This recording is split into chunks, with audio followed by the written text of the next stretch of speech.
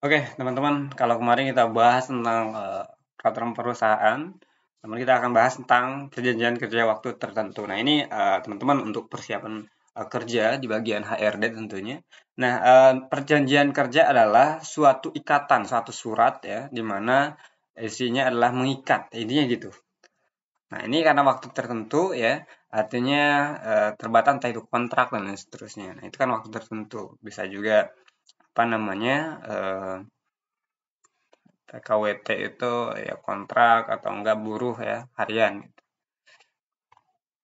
Oke, perjanjian kerja waktu tertentu. Nah, ini formatnya ya. Cuman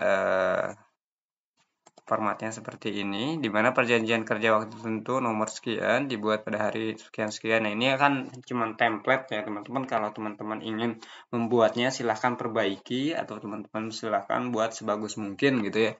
Oke, di sini nama PT-nya perusahaan teman-teman ya, yang teman-teman kerja atau teman-teman pemilik dari perusahaannya.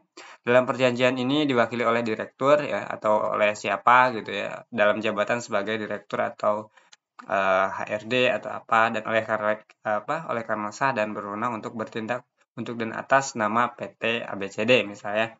Nah, ini adalah nama, tempat, tanggal lahir, jenis kelamin dan lain seterusnya, alamat, ya, nik. Nah, ini adalah data teman-teman atau data pegawai. Nah, di sini apa namanya perjanjiannya, apa namanya perusahaan dan karyawan secara bersama-sama selanjutnya disebut sebagai para pihak. Ya, para pihak ini tentunya terlebih dahulu menerangkan hal-hal berikut. Ya. Tentunya bahwa perusahaan adalah sebuah badan hukum. Ini lebih ke rinciannya atau informasi ya, dasar pemberitahuan atau pendahuluan lah bahasanya ya, bahwa untuk menjalankan kegiatan usaha perusahaan membutuhkan sumber daya manusia yang memiliki keahlian dan keterampilan di bidangnya. Bla bla sampai dengan akhir dijelaskan. Dasar hal-hal tersebut di atas, nah ini yang lebih oke nih. Perusahaan dalam rangka menjalankan kegiatan usahanya bermaksud untuk memperkerjakan karyawan secara tidak tetap ya tadi atau kontrak PKWT, perjanjian kerja waktu tertentu atau PKWT, dan karyawan sepakat untuk bekerja secara tidak tetap berdasarkan perjanjian kerja waktu tertentu. Bagi dan untuk kepentingan perusahaan yang ketentuan-ketentuan dan syarat-syarat sebagaimana diatur dalam dan ditentukan berdasarkan perjanjian. Nah, ini pada dasarnya pasal 1-nya perjanjiannya. Perusahaan ini adalah mempekerjakan karyawan secara tidak tetap. Karyawan ini lebih ke kesepakatan kerja untuk waktu tertentu ya. Di mana secara tidak tetap karyawan dengan ini sepakat untuk bekerja bagi dan untuk kepentingan perusahaan secara tidak tetap dengan hubungan kerja berdasarkan perjanjian kerja waktu tertentu atau sebagaimana ditentukan dalam perjanjian ini atau hubungan kerja. Selagi di sini jangka waktu tertentu dalam hubungan kerja berdasarkan perjanjian ini adalah untuk selama berlakunya jangka waktu perjanjian. Nah, hak dan kewajiban para pihak di sini perusahaan berhak untuk menerima hasil perjanjian dari karyawan ya. Selagi perusahaan berkewajiban untuk membayar upah kepada karyawan. Nah, terus lagi hak dan kewajiban karyawan. Karyawan berhak untuk menerima upah dari perusahaan. Karyawan berkewajiban untuk melaksanakan atau melakukan pekerjaan.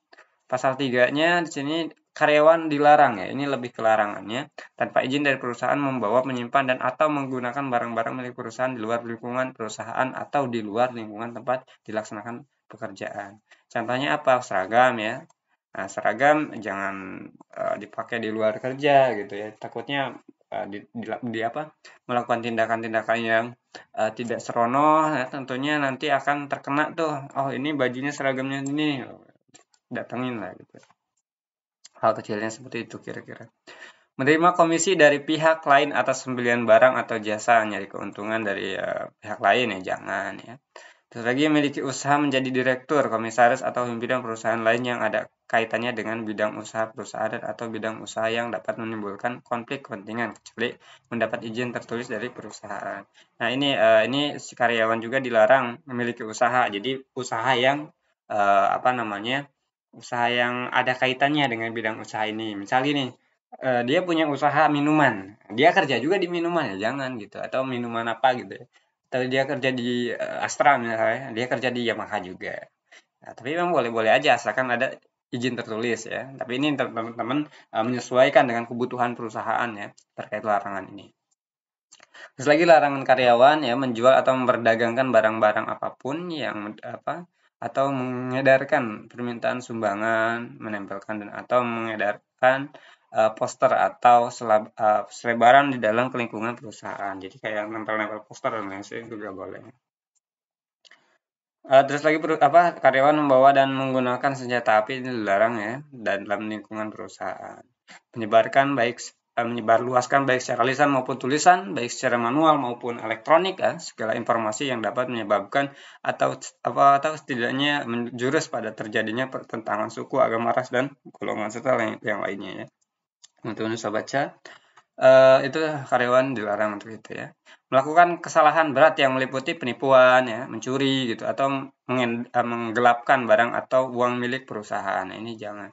Memberi keterangan palsu ya jangan juga ya, dipalsukan sehingga merugikan perusahaan. Mabuk ya apalagi ini minum-minuman khamar, narkotika, psikotropika dan zat adiktif lainnya itu bahaya ya, buat dirinya dan buat perusahaan. Bisa aja nih kalau teman-teman nggak sadar nih ya, mabuk nih ya, kerja ada temennya nih, wah bahaya tuh ya, bisa dihajar atau apa gitu ya.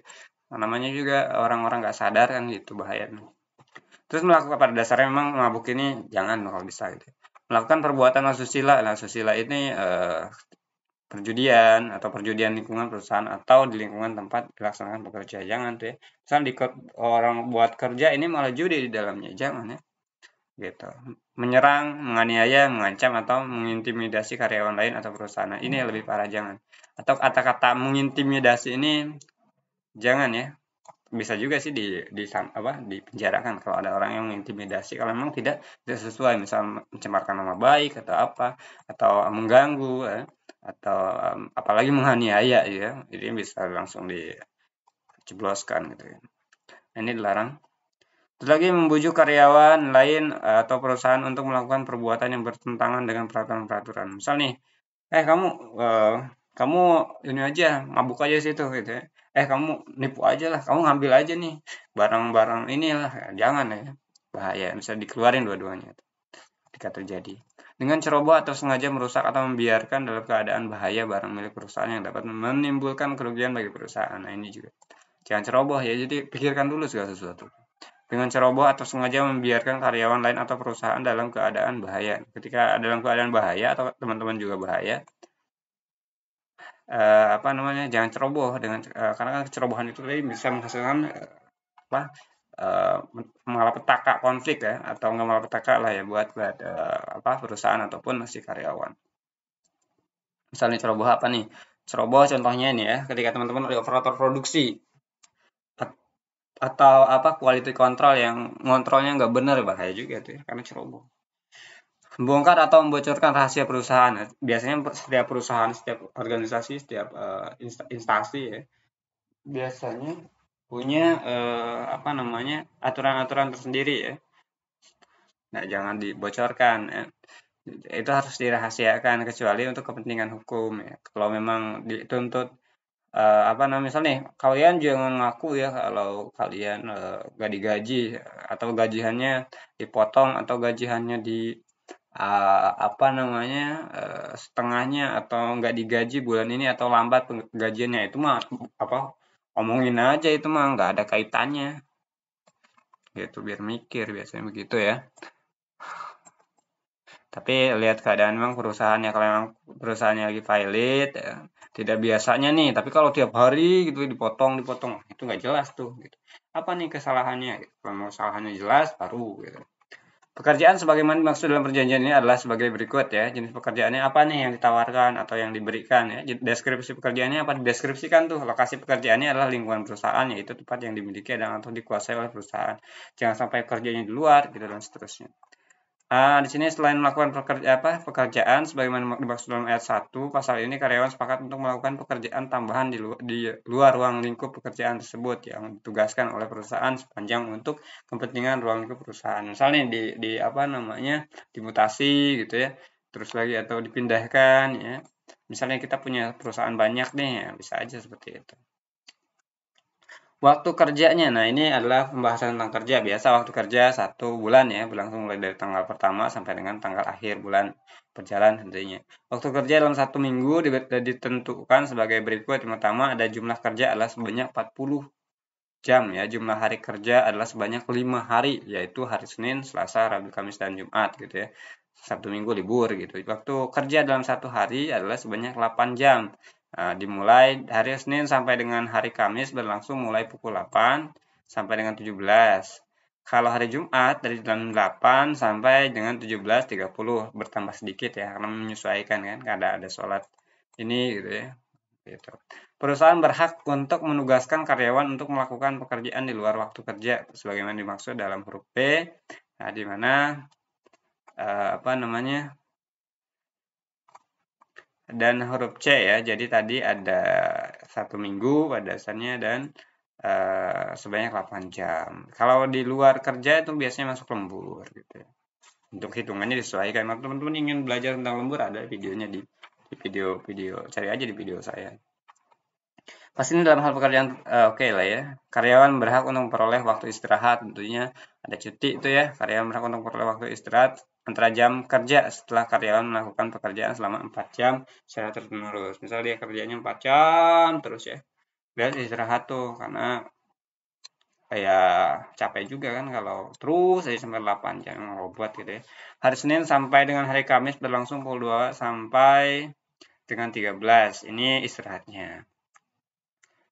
Hari Jumat pukul 11.30 sampai dengan pukul 13 sampai menyesuaikan untuk apa?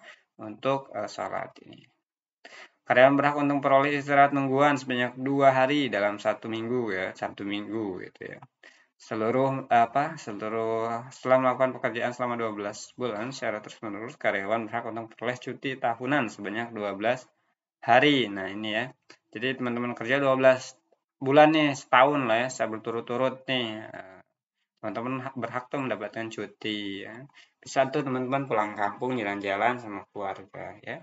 Karyawan berhak untuk memperoleh libur kerja pada hari libur resmi dan tentunya baik hari libur resmi yang ditentukan oleh pemerintah maupun libur resmi yang ditentukan oleh perusahaan. Jadi ada dua tuh ya.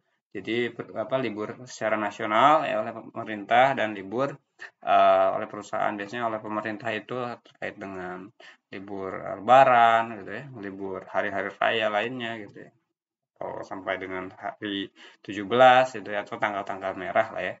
Karyawan yang mengalami sakit berhak untuk memperoleh istirahat dari pekerjaan karena sakitnya itu yang berlangsung selama jangka waktu yang dibutuhkan dengan ketentuan dalam hal karyawan menjalankan istirahat karena sakit, yaitu sebanyak 2 hari atau lebih secara berturut-turut. Itu menyesuaikan ya. Menyesuaikan kalau dia masih sakit ya kondisikan sakit aja nggak apa-apa. Nah, asal apa nih? Asal karyawan yang bersangkutan atau keluarganya wajib untuk menyerahkan surat keterangan dokter perihal sakitnya itu kepada perusahaan dalam jangka waktu selambat-lambatnya 2 hari kerja sejak karyawan yang bersangkutan menjalani istirahat. Misalnya dia udah masuk nih, ya udah ngabarin atau bukan surat. Saya karyawan meninggalkan waktu kerja dengan alasan yang tidak dapat dipertanggungjawabkan dan atau tidak mendapatkan izin terlebih dahulu dari perusahaan akan dianggap tidak hadir atau mangkir dengan ketentuan perusahaan berhak untuk memberikan sanksi kepada karyawan yang bersangkutan. Jumlah hari kehadiran tersebut akan diperhitungkan sebagai cuti tahunan. Nah, jadi ketika karyawan ini, si PKWT ini atau si pegawai kontrak ini, ketika dia tidak ada keterangan, misalnya dia sakit tapi dia nggak bilang, maka yang akan dia dapatkan adalah berupa sanksi kepada karyawan itu. Ya, karena apa? Tidak ada keterangan dan dianggap mangkir gitu atau nggak masuk kerja gitu ya. Karena nggak ada yang tahu mungkin. Jumlah hari ya, jumlah hari ketidakhadiran tersebut akan diperhitungkan sebagai cuti tahunan. Nah, misalnya kalau memang dia nggak ini, ya udah nanti cuti tahunannya dikurangi ya. Oke, ini bijak juga kan? Iyalah, gitu ya. Pasal upah yang sekarang pemberian honor atau penggajian. Upah karyawan bersifat pribadi ya, tidak bisa hanya meliputi hubungan antar karyawan dan perusahaan sehingga keterangan mengenai upah karyawan bersifat rahasia. Jadi semua orang tidak boleh tuh tahu gitu ya. Misal nih, ya kan lucu nih misal baru orang yang baru masuk gajinya misal 10 juta ya. Yang udah lama gajinya cuma 7 juta atau 6 juta atau 3 juta gitu ya. Lucu juga kan. Maksudnya kalau diumbar itu bahaya itu. Jadi ada rasa sosial yang membuat nanti motivasi kerjanya itu menghilang, nggak capek lah saya mah dari dulu gajinya sekian gitu ya, toh ada yang baru masuk tapi level kerjaannya sama, gajinya gede gitu. Kenapa? Melihat dari segmentasi dari misal nih ada salah satunya dari ijazahnya. Misalnya ijazahnya memang tinggi banget S3, gajinya 100 juta misal. S1 gajinya 10 juta atau gajinya 50 juta lah ya. S doger, sorry, S2 maksudnya S2-nya gajinya 80 juta misal. Nah, ada nih yang SMA tapi jabatannya sama. Gajinya cuma 3 juta. Bayangin ya, jauh banget ya. Artinya tidak sebanding. Nah, artinya apa? Jadi secara logiknya itu jangan berpatokan ke ranah sana gitu ya. Oke, tentang upah nih gitu. Karena apa? Karena kalau itu ya misalnya beban yang sama tapi karena ijazahnya kecil ya dia tidak dapat apa upah yang sesuai dengan temennya, apalagi yang baru dengan yang lama itu. Karyawan berhak untuk memperoleh penghasilan atas pekerjaan yang telah dilakukan, yaitu jumlah penerimaan pendapatan karyawan yang berbentuk upah non atau maupun non upah dengan ketentuan besaran upah pokok karyawan adalah sebesar 100 juta misal atau berapa ratus juta misal 10 juta 3 juta dan misal berapa lah pokoknya bebas lah ya. Nah ini tentang upah tuh nanti diisi aja. Nah teman-teman nanti kalau teman-teman ingin belajar tentang ini atau nanti saya kirim di link deskripsi ya. Jadi semua video-video saya ini sebenarnya yang baru-baru ini saya biasanya kirim tuh apa namanya file-filenya gitu ya untuk menunjang teman-teman belajar. Karyawan berhak memperoleh tunjangan hari raya keagamaan ya, THR gitu ya. THR keagamaan itu kan banyak, ada agama Islam di hari lebarannya gitu ya. Hari mungkin Kristen itu apa gitu namanya. Tapi mereka juga mendapatkan itu gitu. Pembayaran upah wajib dilakukan oleh perusahaan kepada karyawan selambat-lambatnya pada setiap tanggal terakhir bulan berjalan. Misalnya nih, satu bulan ini sampai tanggal 30, nah itu pembayaran apa gaji teman-teman atau upah teman-teman di tanggal itu, di tanggal akhir setiap bulannya.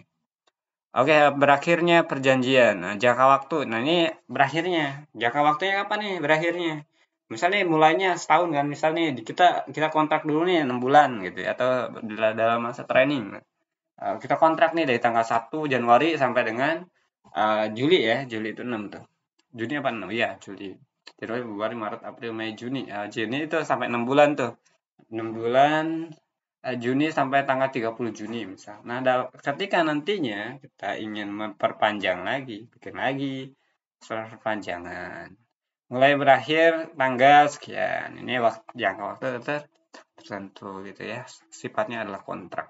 Jangka waktu perjanjian terakhir dalam demi hukum dalam hal telah habisnya jangka waktu perjanjian. Nah, jangka waktu perjanjian berakhir demi hukum ya. Jadi telah habisnya jangka waktu perjanjian. Jadi ketika perjanjian udah habis ya artinya hukumnya itu atau aturannya tidak mengikat lagi mau diperpanjang atau menjadikan karyawan tetap atau diangkat dan seterusnya dipersilahkan. Di sini perusahaan ya dan karyawan sepakat mengakhiri perjanjian ini sebelum berakhirnya jangka waktu perjanjian berdasarkan kesepakatan bersama. Nah, di sini perusahaan dan karyawan sepakat untuk mengakhiri perjanjian ini sebelum berakhirnya jangka waktu perjanjian berdasarkan kesepakatan bersama yang ditulis secara tertulis.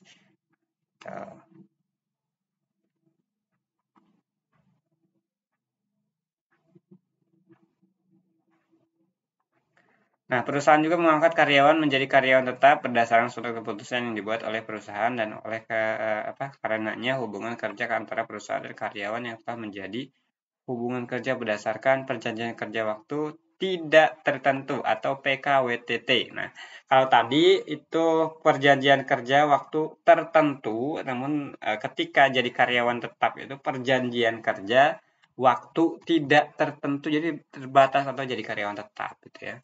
Gitu. Nah, perusahaan berhak untuk mengakhiri jangka waktu perjanjian ini secara sepihak dalam hal karyawan melanggar larangan sebagaimana ditentukan dalam pasal 3 ya tadi terkait dengan perjanjian ini dan dengan dilakukan pengakhiran jangka waktu perjanjian secara sepihak perusahaan tidak berkewajiban untuk membayar ganti rugi dan atau kompensasi apapun kepada karyawan. Misal dia melanggar larangannya, tadi kan udah saya sampaikan larangannya. Nah, bisa aja perusahaan langsung menghentikan pegawai itu gitu. Gitu. Dalam hal karyawan mengakhiri perjanjiannya secara sepihak, maka karyawan berkewajiban untuk mengganti rugi kepada perusahaan sebesar upah dari sisa waktu kerja yang masih harus dilaksanakan oleh karyawan. Nah, ini adalah aturan ya, tapi setiap perusahaan ini berbeda-beda nih. Nah, di sini dalam hal karyawan mengakhiri perjanjian ini secara sepihak, maka karyawan berkewajiban untuk membayar ganti rugi kepada perusahaan. Ini pintar perusahaan, supaya mengikat pekerjanya gitu. Perusahaan sebesar upah dari sisa waktu kerja yang masih harus dilaksanakan oleh. Misal gini, dia ini baru mulai tanda tangan kontrak, gitu ya. Nah, terus lagi dia itu mungkin nggak betah gitu ya. Oke, seharusnya sih bisa-bisa aja.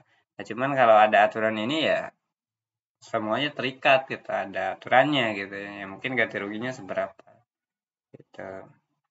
Nah, apa namanya, perusahaan itu minta ya ganti rugi karena kita mungkin perusahaan udah capek-capek meng-hire, merekrut ya, melatih dan lain-lain. Udah 3 bulan lagi atau 2 bulan lagi dia memutuskan untuk keluar. Itu berbahaya ya. Gitu. Jadi komitmennya gak ada. Kecuali mungkin tadi dia sakit ya, nggak bisa kerja. Nah, sehingga perusahaannya mau tolerir tuh gitu. Nah, bisa aja tuh perusahaan langsung memberikan tadi ya, apa namanya, keuntungan atau benefit ketika sakit ya. Tuh. Terus lagi dalam hal diperlukan, perusahaan dan karyawan berhak untuk melakukan perpanjangan atau pembaharuan terhadap perjanjian ini berdasarkan kesepakatan bersama dari para pihak. Terserah nantinya ada apa namanya perjanjian lagi atau langsung diberikan SK, tapi terserah mau nerima lagi atau enggak juga terserah nih. Kalau sudah bosan mungkin ya sudah lab aja misal gitu. Oke, di sini ada tertib perusahaan dan sanksi ya, teman-teman bisa melihat di mana perusahaan berhak untuk memberikan sanksi kepada karyawan dalam karyawan melakukan pelanggaran terhadap tertib perusahaan. Kewajiban karyawan yang timbul dari perjanjian ini dan atau perusahaan yaitu surat peringatan ke-1 untuk jangka waktu 6 bulan, surat peringatan yang kedua dan seterusnya. Silahkan baca-baca ya. Oke, karena memang waktu kita ini terlalu apa namanya singkat ya. Nah, di sini juga kerahasiaan informasi pada saat yang jangan dipublish ya. Yang perusahaan minta jangan dipublikasikan, itu berbahaya. Nah, penyelesaian perselisihan hubungan kerja, misalnya ada permasalahan atau konflik ya, segala perselisihan yang timbul sebagai akibat dari pelaksanaan hubungan kerja di antara perusahaan dan karyawan wajib diselesaikan oleh perusahaan dan karyawan. Misal ada masalah nih gitu ya, perselisihan akibat dari hubungan kerja di antara perusahaan dan karyawan itu diselesaikan oleh perusahaan dan karyawan secara musyawarah dan untuk mufakat, nggak masuk ke apa namanya ke jalur hukum nih untuk apa di poin 1 di penyelesaian masalah. Dalam hal penyelesaian secara musyawarah untuk mufakat sebagaimana dimaksud ayat 1, pasal ini tidak mencapai kesepakatan, maka perusahaan dan karyawan sepakat untuk menyelesaikan perselisihan tersebut melalui prosedur peraturan undang-undang yang berlaku. Nah, untuk pasal 2-nya jika memang tadi musyawarah dan mufakat secara keluargaan ini atau secara perusahaan dengan karyawan itu tidak menemui hasil, maka akan dibawa ke jalur hukum. Nah, ini surat kontrak ini dibuat 2 rangkap, biasanya diberikan satu diberikan untuk si karyawan, satu untuk arsip perusahaan. Gitu. Oke teman-teman, itu saja untuk pembelajaran perjanjian kerja waktu tertentu. Silahkan pelajari. Nanti teman-teman kalau ingin belajar sendiri ada filenya di link deskripsi ya. Oke demikian, terima kasih, tetap semangat dan mari upgrade diri kita. Terima kasih.